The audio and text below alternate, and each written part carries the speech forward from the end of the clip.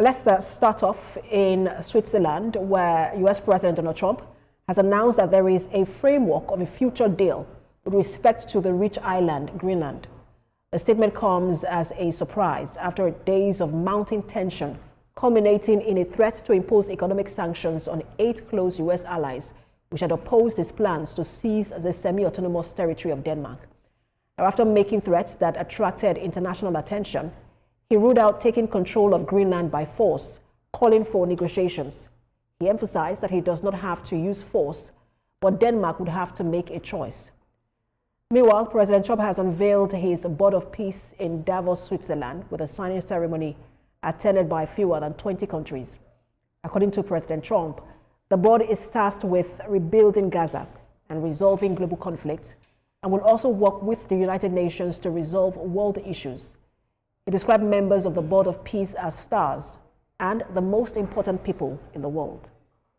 Do other things. We can do numerous other things. Once this board is completely formed, we can do pretty much whatever we want to do, and we'll do it in conjunction with the United Nations. You know, this board has the chance to be one of the most consequential bodies ever created. Every one of them is a friend of mine. A couple I like, a couple I don't like.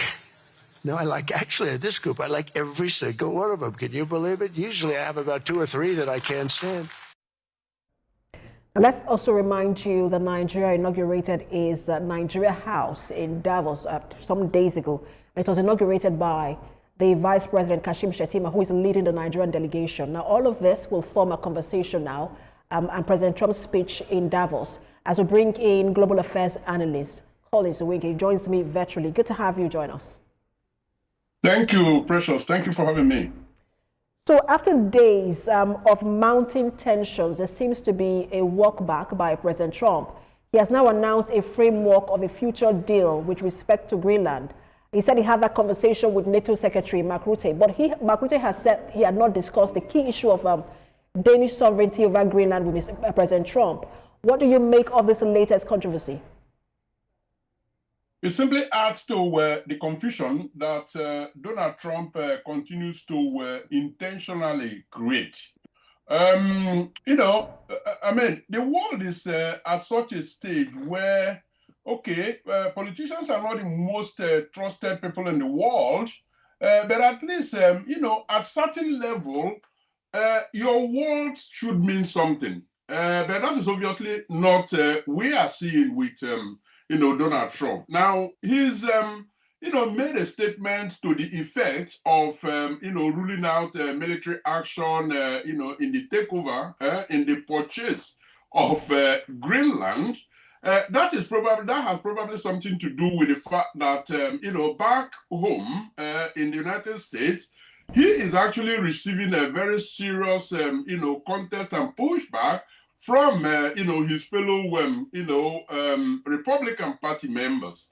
And the support for, those against him have continued to grow. So perhaps one way of appeasing them is to make that singular statement. But does that depart from his core objective? No, it doesn't, because he actually, continue to say that he is interested and there is no going back. And those are his words.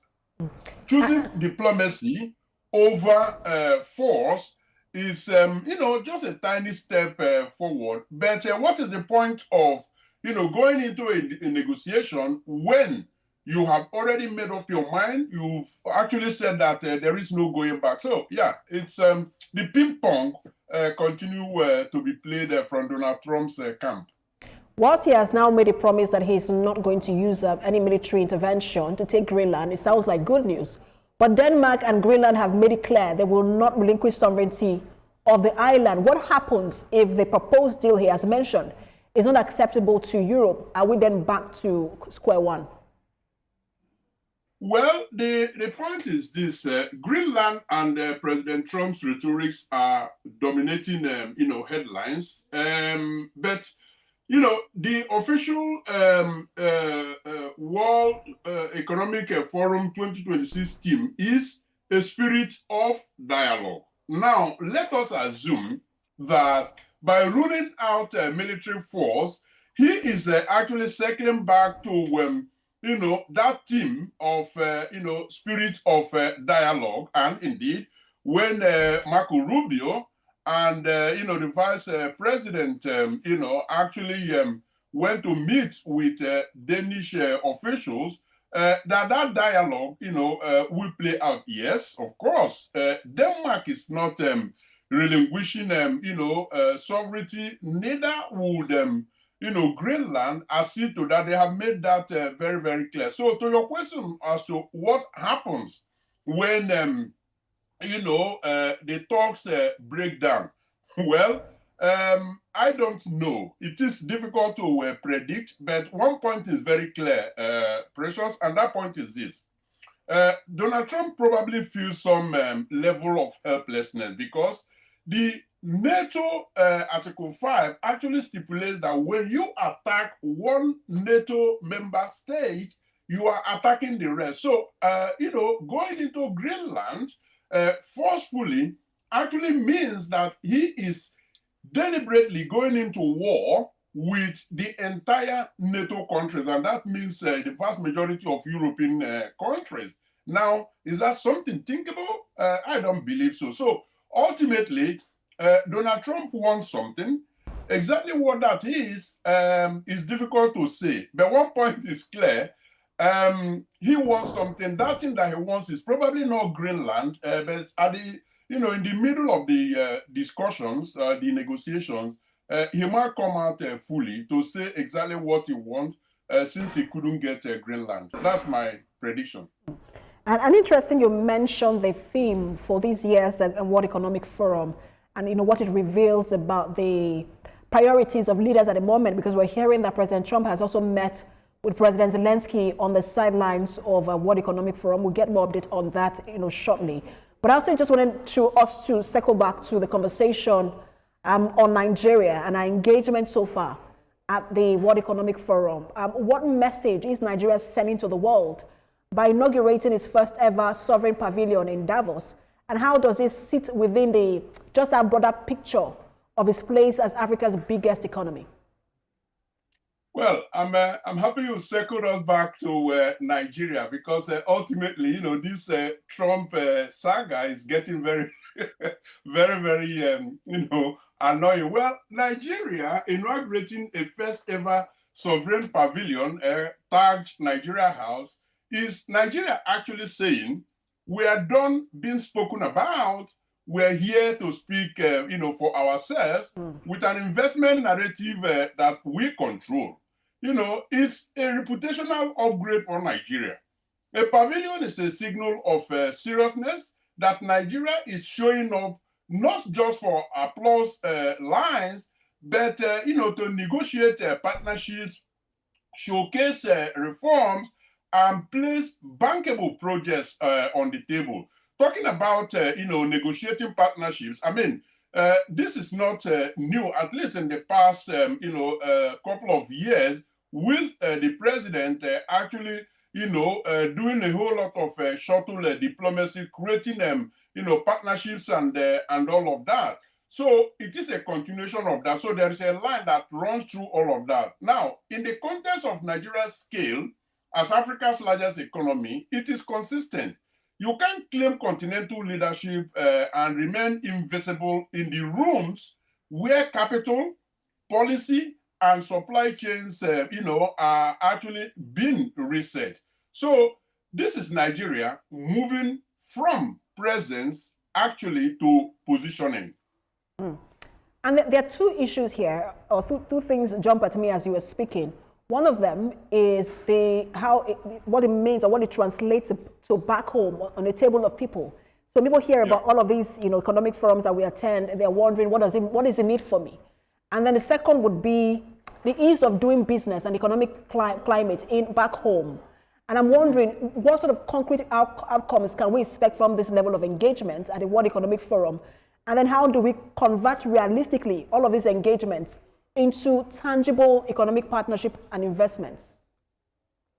There are signs, Precious, I mean, from what we have seen 2 days into the conference, that Nigeria is not going to Davos chasing vibes. It should chase deliverables, and there are signs that it is chasing deliverables. I can think of about 3 deliverables that Nigeria or actually recommend. I can't be sure what exactly is going on in the kitchen cabinet. But number one, in my view, is that investment deals that become 10 sheets within 60 to 120 days. That is one key deliverable that I personally want to see. I also want to see strategic MOUs in priority sectors that have clear pipelines. It's not about signing an MOU with just anybody that shows up because they want to tick the box and say, yes, we signed an MOU. Nigeria has gone past that stage. If you consider that in the past couple of years, they have signed significant MOUs that actually are within the critical sectors of the economy that the government has ironed out. Now, the other thing I want to see is risk-sharing deals with direct foreign investors and export credit agencies. And maybe I should add as a fourth deliverable that I want to see, market access and supply chain partnerships, for non-oil export. Sectors where diverse engagement can actually convert energy transition, gas to power plus renewables, agribusiness, value chains, digital infrastructure, AI skills, critical minerals processing, logistics, ports, and health manufacturing. These are the key areas. And the key is discipline. Nigeria should live with a short list of bankable projects plus policy assurances and then credible counterparts. That is how, Davos stops being a talk shop and becomes a deal. And I like that you mentioned that just in general, because I was going to ask you, because there's been a lot of talk in Davos over the years, and I'm going to ask you what you think the decisions and conversations coming from there and how it will likely influence the global economic priorities for the rest of the year. Well, what will determine, how the deliverables come to, fruition are actually the steps that Nigeria take once out of, Davos. Now, if I to take the words of, the Minister of Trade and Industry and those of the Minister of Foreign Affairs, there are 3 steps, very practical steps that I can underline from their statements. One, project readiness. Nigeria appears to have come with investment-grade documentation, feasibility, permits pathways, and foreign exchange and offtake clarity, dispute resolution structures. Now, I have, listened and actually digested the statements, coming out from the staples of these 2 ministers. And then I can also underline, policy credibilities. Investors don't need perfection, from the get-go. They need predictability. Clear, FX rules on repatriation, contracting, and sector regulation. I mean, the president talks about easy in, easy out. Well, investors are now waiting post-Davos to see exactly how that will happen. And then, most importantly, Precious, follow-through architecture. Nigeria has got to immediately as a matter of fact, on the plane going back to Nigeria after Davos, Nigeria should set up, a WEF delivery unit that tracks every lead from handshake, diligence, term sheet, and, financial close. These are, for me, the steps that Nigeria should take so that all of these, outing has a meaning for the country. We'll continue to follow our engagement at the World Economic Forum, and we'll see how it translates to tangible results back home. Thank you so much for your time. As always, a pleasure to have you on Global Affairs Analyst, Connie Zuwiki.